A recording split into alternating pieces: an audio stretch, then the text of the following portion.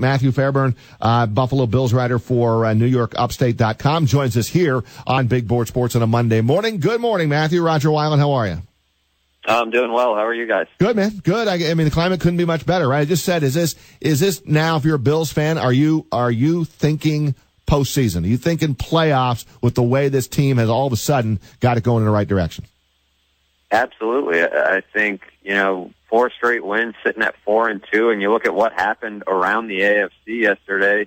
Ben Roethlisberger goes down. The Bengals lost.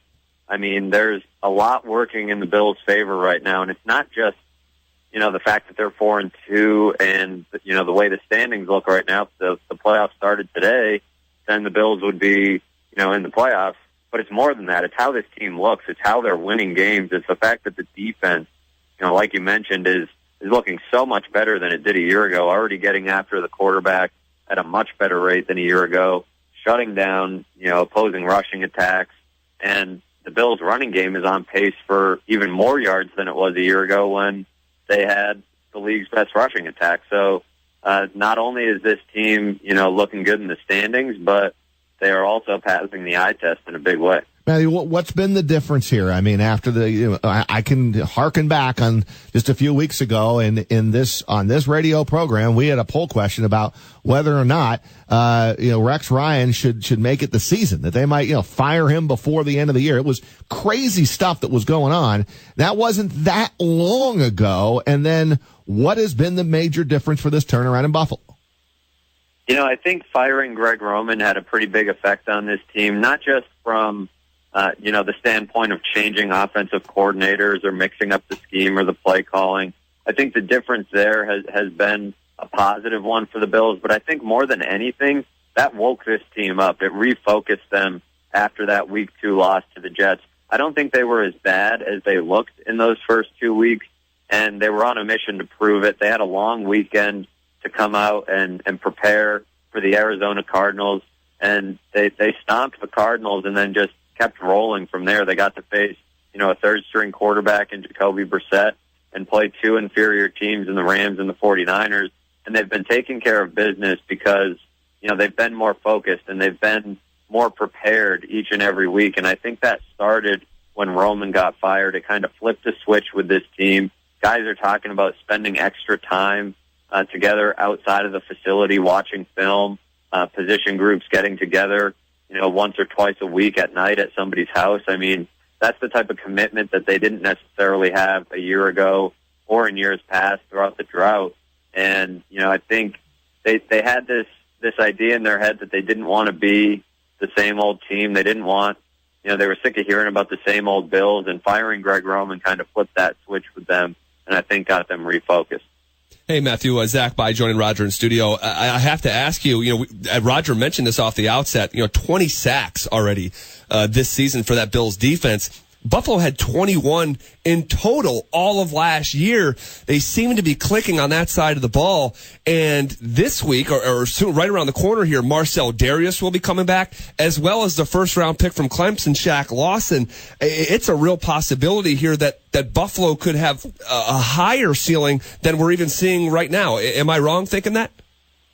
No, not at all. I think this team, is only trending upwards in terms of, the front seven in this pass rush. I mean, Kyle Williams returning, I think, has had a huge impact on this defense. Last year, he missed almost the entire year. And I think, in a way, Lorenzo Alexander has been, almost an upgrade over Mario Williams. It's hard to say he hasn't been an upgrade because he's leading the league with 8 sacks.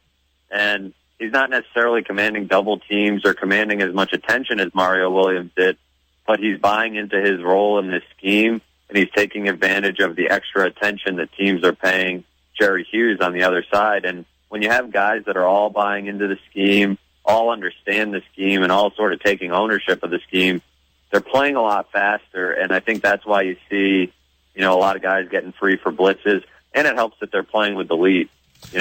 Teams are going to have to pass on you when you're playing with a lead.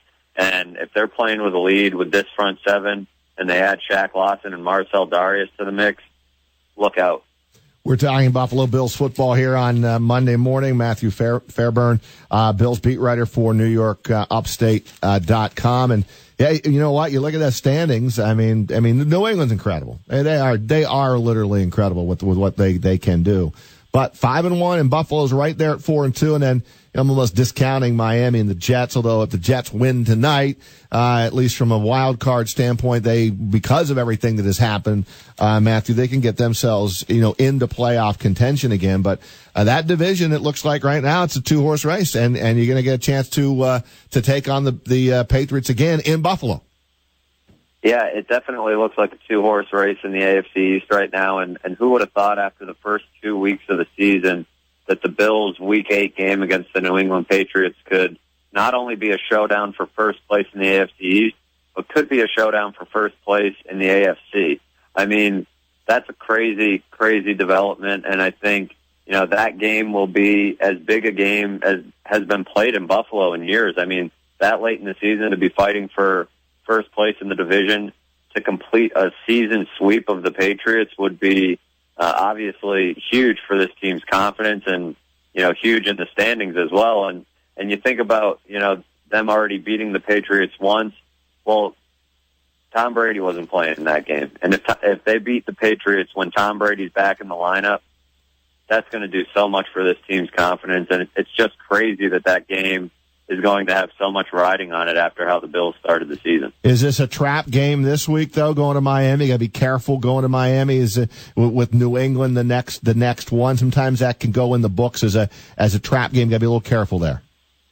Yeah, I think it looks like a trap game on the surface, and on paper it's supposed to be a trap game, but the 49ers game was supposed to be a trap game. The Los Angeles Rams game was supposed to be a trap game, coming off an emotional win. This team so far hasn't fallen victim to trap games. And I think, after, with Mario Williams playing for the Dolphins, and with the Dolphins being 2-4 and being a division rival, I have a hard time seeing this team, as focused as they have been in the last month, falling victim to a letdown against a division rival and a division opponent. I mean, in the past, it would have made sense for this to be a trap game, but this Bills team seems a little bit different, and I don't expect them to necessarily overlook the Miami Dolphins, even though they do have a huge game against the Patriots coming in Week 8.